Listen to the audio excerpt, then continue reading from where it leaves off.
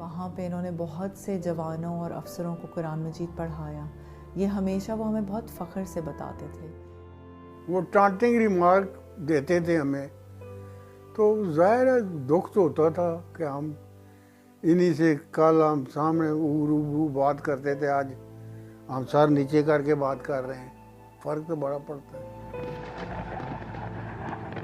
मतलब कि अपने आप को बड़ा लो घटिया किस्म का समझते रहे कि हम कैद काट हिंदू की कैद काट के आए।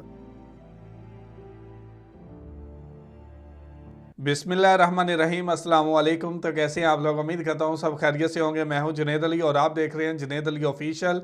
आज बात करने वाले हैं 1971 के हवाले से कि पाकिस्तान के अंदर आने वाले जो कि कैदी बने थे फौजी अफसरान मेजर, आज उनका क्या कहना है बांग्लादेश के हवाले से कि 1971 में क्या हुआ, बांग्लादेश के अंदर कैसे हालात थे, उन्होंने क्या देखा। आज इसी हवाले से वीडियो है। वीडियो की तरफ बढ़ने से पहले आप दोस्तों से गुजारिश है, अगर आप चैनल पर नए हैं तो चैनल को सब्सक्राइब करें, साथ बने बेल आइकॉन को भी दबाएं ताकि आपको वीडियो का नोटिफिकेशन सबसे पहले मिलता रहे। चलें वीडियो स्टार्ट करते हैं जी। हैवी गो।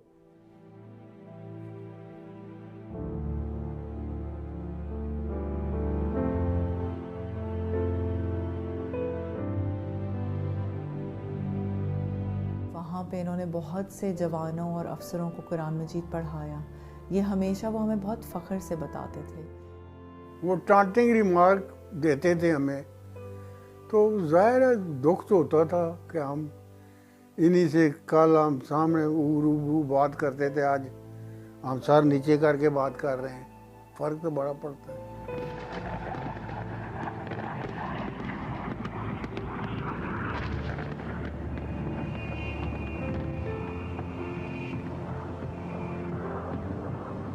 मेरे अब्बू जो थे उन्होंने कमीशन लिया था 2 जून 1968 को। जब 1971 का ये कॉन्फ्लिक्ट शुरू हुआ है, उसके चंद माह के बाद इनको ढाका के उधर जो ऑर्डिनेंस डेपो था वहाँ पे इनको डिप्लॉय किया गया था। 71 की जंग में मैं फ़ौज का हिस्सा था। मेरी यूनिट छनक्यारी थी और हमें हुक्म मिला कि 8 घंटे में कराची पहुंचना है। कराची पहुंचना है और फिर उससे आगे ईस्ट पाकिस्तान जाना है।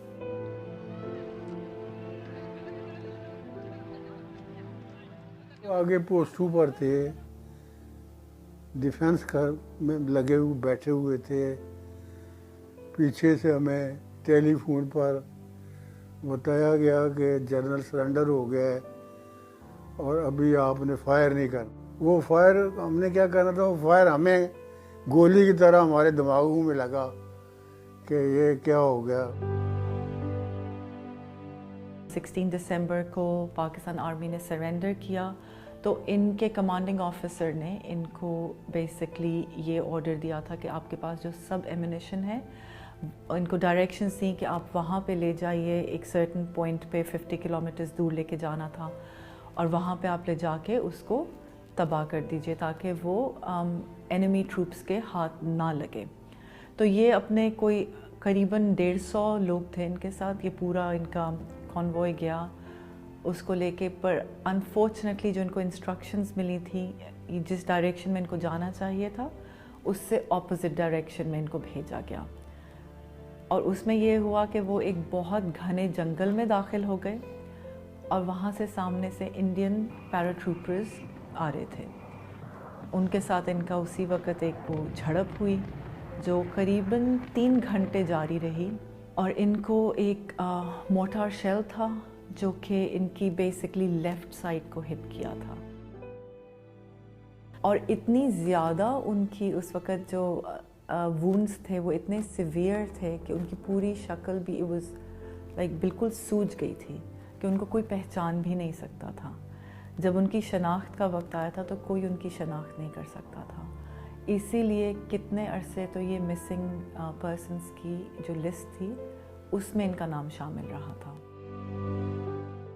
ये हमें पता था कि फाइनल हमारा नहीं है, उसके बावजूद हम पूरी फौजी तरीके से अपनी जंग जारी रखे हुए थे। वो ये ज़रूर बताते थे कि ये एक कमांड फेलियर था, कि ऑल ऑफ अ सडन मतलब 3 दिसंबर को इंडिया की साइड से एंटर किया उन्होंने कॉन्फ्लिक्ट को, 16 दिसंबर को सब कुछ ख़त्म हो चुका था और ये लोग ये एक्सपेक्ट नहीं कर रहे थे।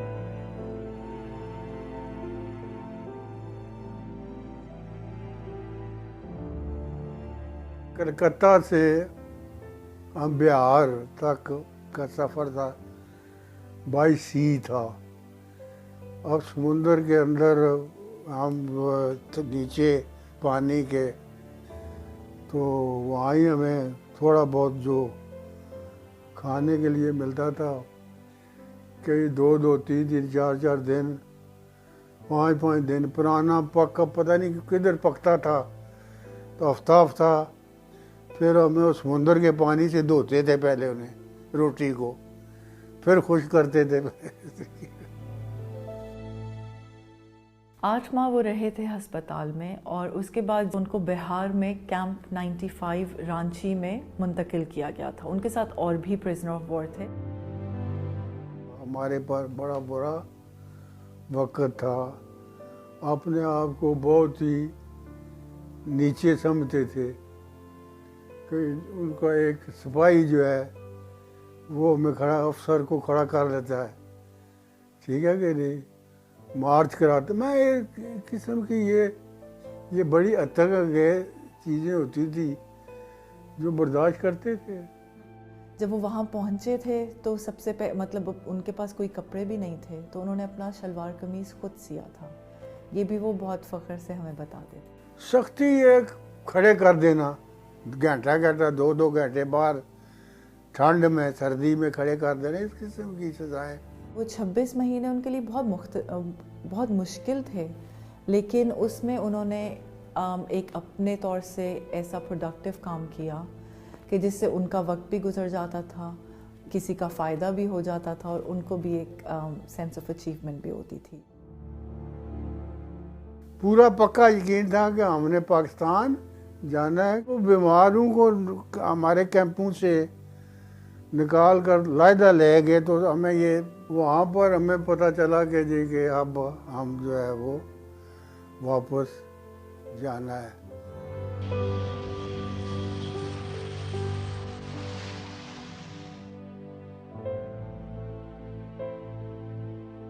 उनकी हार्डशिप्स तो बिल्कुल भी ख़त्म नहीं हुई थी, क्योंकि उस वक़्त वो देखने में तो बिल्कुल ठीक ठाक वापस आ गए थे। एक जवान बंदा वापस आ गया, ठीक है, अपनी नौकरी पे जा सकते हैं, अपने रोज़मर्रा के काम कर सकते हैं। कि 1984 से उनको एक ब्रेन फॉग शुरू हो गया था कि कुछ चीज़ें जैसे सॉर्ट ऑफ मेमोरी से एस्केप कर जाती थी। उनको हेलुसिनेशंस होती थी, उनको पैरानोया था, और ये उनके ऑफिस में भी नोटिस किया गया था। अनफॉर्चुनेटली उनको 1 साल यूनिफॉर्म पहनने की इजाज़त नहीं थी। तो जब वो यूनिफॉर्म नहीं पहन सके थे तो उन्होंने फिर फैसला किया कि मैं रिटायरमेंट के लिए अप्लाई करता हूँ, अर्ली रिलीज़ आर्मी से। 93 में फिर जब ये आर्मी वेलफेयर ट्रस्ट में काम कर रहे थे तो वहाँ पे इनको पहली मर्तबा एपिलेप्टिक फिट पड़ा था।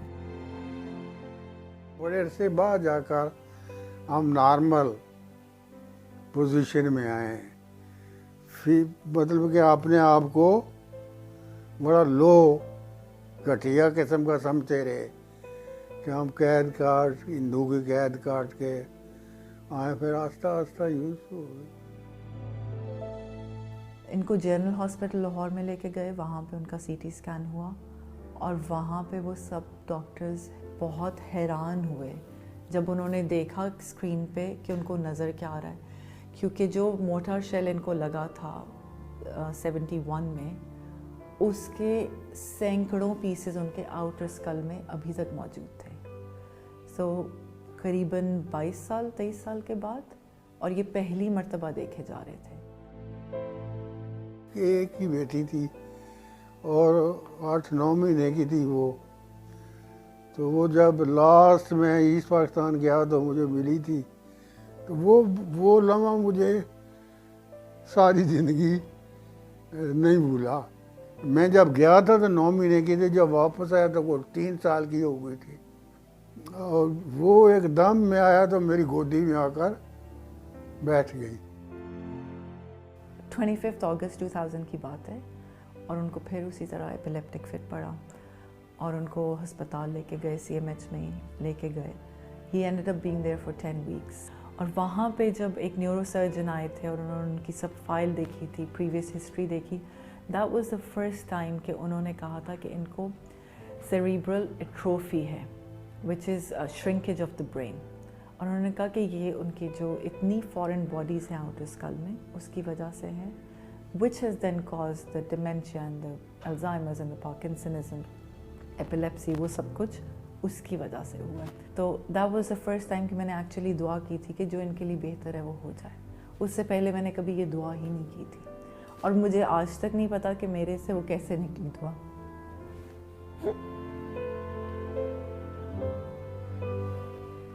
जैसे हाथ से हिलाया थोड़ा, तो उन्होंने अपना हाथ मूव किया और मेरा हाथ पकड़ा, और उसके बाद वो एकदम से, अब वो इतने अरसे से कोमा में थे, लेकिन वो एकदम से थोड़ा सा उठे हैं, मुकम्मल तौर पे नहीं, थोड़ा सा उठे। उन्होंने अपना सर लिफ्ट किया, थोड़े से अपने कंधे लिफ्ट किए, और जैसे खांसे हैं वो, और मेरा हाथ उन्होंने मजबूती से पकड़ा है, and then he passed away.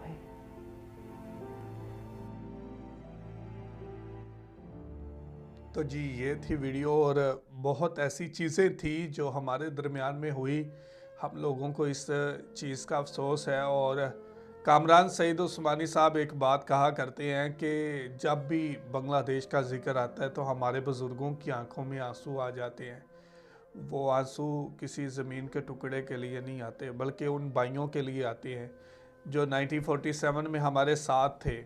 आज भी हमने ये स्टोरी सुनी तो यकीन जाने कि आज भी इन फौजियों का यही कहना है कि वो जो ऑर्डर मिले थे कि मेजर ने, हमारे जनरल ने सरेंडर कर दिया, आप भी सरेंडर कर दें और गोली ना चलाएं, तो वो कहते हैं कि गोली वो हमने क्या चलानी थी, हमारे इधर आके लगी थी। इस बात को याद रखें कि जब भी वॉर होती है, जब भी जंग होती है, दो मुल्कों के दरमियान में नहीं होती, बल्कि वहाँ पे रहने वाले परिंदे भी मरते हैं, जानवर भी मरते हैं, इंसान भी मरते हैं। और जब मैं अभी से पहले बांग्लादेश के हवाले से 1971 के हवाले से वीडियो देख रहा था जो रियल फुटेज है, तो उसमें मैंने देखा कि गलती सिर्फ एक इंसान की नहीं थी, बल्कि हम दोनों साइडों पे ऐसे कई अवामल थे जो हमें एक दूसरे से अलहदा किए हुए थे। हमें अंदाज़ा ही नहीं था इस पाकिस्तान को उस पाकिस्तान के हवाले से, और उस पाकिस्तान को इस पाकिस्तान की कोई ख़बर ही नहीं थी। यहाँ पे कुछ भी ऐसा नहीं था कि हमें किसी चीज़ का अंदाज़ा हो पाता, हमें किसी बारे में पता चल पाता। तो मैं यही कहना चाहता हूँ कि हमारा पैगाम मोहब्बत है। अगर हम लोग नफ़रत को बढ़ाना चाहते तो नफ़रत को लेकर आगे चलते। हमारा मिशन मोहब्बत है, प्यार है। हम लोग मोहब्बत और प्यार को आगे लेकर चलना चाहते हैं। तो मैं ये कहना चाहता हूँ कि 1947 में जब बंगालियों ने पाकिस्तानियों का साथ दिया पाकिस्तान बनाने के लिए, तो आए मिलकर प्यार और मोहब्बत को आगे बढ़ाते हैं। अगर मेरा मकसद नफ़रत होता तो मैं नफ़रत की बातें करता। मेरा मकसद यहाँ पे मोहब्बत फैलाना है। तो प्लीज़ कोऑपरेट कीजिएगा और मोहब्बत को आगे बढ़ाने के लिए, प्यार को, रिश्तों को, तो मेरा साथ दीजिएगा। तो ये थी आज की वीडियो। आप क्या कहना चाहते हैं ज़रूर कमेंट करके हमें बताइएगा। बहुत शुक्रिया।